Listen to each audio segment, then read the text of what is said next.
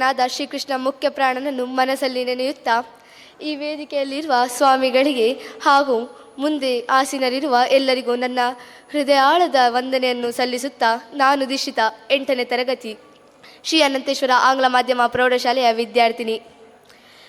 ನಾನು ಇಂದು ಯಕ್ಷಗಾನ ಕಲಾವಿದೆಯಾಗಿ ಈ ವೇದಿಕೆಗೆ ಬರಬೇಕಾದರೆ ಪ್ರತ್ಯಕ್ಷವಾಗಿ ಹಾಗೂ ಪರೋಕ್ಷವಾಗಿ ಸಹಕರಿಸಿದ ಎಲ್ಲರನ್ನೂ ನೆನೆಸುತ್ತಾ ಅವರಿಗೆ ಸ್ಮರಿಸಬೇಕೆಂದು ಇಲ್ಲಿ ಬಂದಿದ್ದೇನೆ.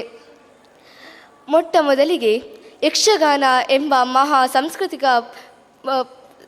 ಸಾಂಸ್ಕೃತಿಕ ಪ್ರತಿಭೆಯನ್ನು ನಮ್ಮ ಹೃದಯದಲ್ಲಿ ಜೀವಗೊಳಿಸಲು ಅಡಿಪಾಯ ಹಾಕಿದವರು ಯಕ್ಷಶಿಕ್ಷಣ ಟ್ರಸ್ಟ್ ಅವರು. ಯಕ್ಷಶಿಕ್ಷಣ ಟ್ರಸ್ಟ್ ಅವರಿಗೆ ನನ್ನ ಹೃದಯಾಳದ ವಂದನೆಗಳು. ಅಷ್ಟೇ ಅಲ್ಲದೆ ಪಾದಚಲನೆಗೆ ಶಿಸ್ತನ್ನು ಕಲಿಸಿ, ವೇಷಭೂಷಣಕ್ಕೆ ಸೌಂದರ್ಯವನ್ನು ಹೆಚ್ಚಿಸಿ, ಭಾವಾಭಿನಯದ ಮಾತುಗಾರಿಕೆಯನ್ನೆಲ್ಲ ಹೆಚ್ಚಿಸಿ ನಮಗೆ ಧೈರ್ಯವನ್ನು ತಂದುಕೊಟ್ಟ ನಮ್ಮ ಗುರುಗಳು ಅಂದರೆ ಉದಯಕುಮಾರ್ ಮಧ್ಯಸ್ಥ ಇವರಿಗೆ ನನ್ನ ಹೃದಯಾಳದ ವಂದನೆಗಳು. ಅಷ್ಟೇ ಅಲ್ಲದೆ ಅವರು ನಮಗೆ ಯಕ್ಷಗಾನವನ್ನು ಕಲಿಸುವಾಗ ಒಂದು ಮಾತನ್ನು ಹೇಳುತ್ತಾರೆ.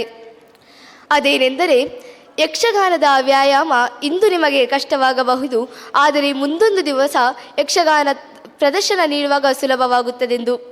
ಅದು ನನಗೆ ಇಂದು ಅರ್ಥವಾಗುತ್ತಿದೆ. ನನಗೆ ಇಲ್ಲವಾದರೆ ಅದು ವ್ಯಾಯಾಮ ಮಾಡದಿದ್ದರೆ ತುಂಬ ಕಷ್ಟವಾಗುತ್ತಿತ್ತೇನು.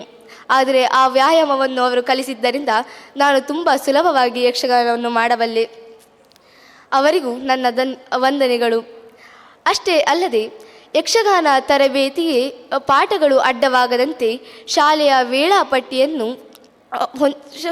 ವೇಳಾಪಟ್ಟಿ ಹೊಂದಿಕೊಳ್ಳುವಂತೆ ಮಾಡಿದ ನಮ್ಮ ಶಾಲಾ ಮುಖ್ಯೋಪಾಧ್ಯಾಯಿನಿಯರಾದ ಸಂಧ್ಯಾ ಪ್ರದೀಪ್ ಕಾರ್ನಾಡ್ ಇವರನ್ನು ನಾನು ಇಂದು ಸ್ಮರಿಸಲು ಇಷ್ಟಪಡುತ್ತೇನೆ. ಅಷ್ಟೇ ಅಲ್ಲದೆ ಪ್ರತಿಯೊಬ್ಬ ಮಗುವಿಗೂ ಯಾವುದೇ ಒಂದು ಕಾರ್ಯಕ್ರಮದಲ್ಲಿ ಭಾಗವಹಿಸಲು ಅವರ ತಂದೆ ತಾಯಿಯ ಒಂದು ಪ್ರೋತ್ಸಾಹವಿರಬೇಕು. ನಾನು ನನ್ನ ತಂದೆ ತಾಯಿಯೊಂದಿಗೆ ಹೇಳಿದಾಗಲೂ ಒಮ್ಮೆ ಓದಲು ಕಷ್ಟವಾಗುತ್ತದೆ ಬೇಡ ಎಂದು ಹೇಳಿದರು. ನಂತರ ನನ್ನ ಆಸಕ್ತಿಯನ್ನು ನೋಡಿ ಅವರು ಪ್ರೋತ್ಸಾಹಿಸಿದರು. ಅವರು ಪ್ರೋತ್ಸಾಹಿಸದಿದ್ದರೆ ನಾನು ಇಲ್ಲಿ ಬರಲು ಅವಕಾಶವೇ ಸಿಗುತ್ತಿರಲಿಲ್ಲ. ನಾನು ಇಲ್ಲಿರುವ ಪ್ರತಿಯೊಬ್ಬರಿಗೂ ಹೇಳುವುದೊಂದೇ, ಯಕ್ಷಗಾನ ಶಿಕ್ಷಣಕ್ಕೆ ಪೂರಕವೇ ಹೊರತು ಮಾರಕವಲ್ಲ. ನಾನು ಯಕ್ಷಗಾನದಿಂದ ಒಂದು ಕ್ರಿಯಾಶೀಲಳಾಗಿದ್ದೇನೆ. ಅಷ್ಟೇ ಅಲ್ಲದೆ ನನಗೆ ಎಲ್ಲಿಯೇ ಹೋಗಿ ಮಾತನಾಡುವ ಧೈರ್ಯ ಬಂದಿದೆ. ನಿಮಗೂ ಆ ಧೈರ್ಯ ಬರಬೇಕಾದರೆ ದಯವಿಟ್ಟು ಯಕ್ಷಗಾನದಲ್ಲಿ ಪಾಲ್ಗೊಳ್ಳಿ ಎಂದು ಹೇಳುತ್ತಾ ನನ್ನ ಈ ಪುಟ್ಟ ಅನಿಸಿಕೆಯನ್ನು ಮುಗಿಸುತ್ತಿದ್ದೇನೆ.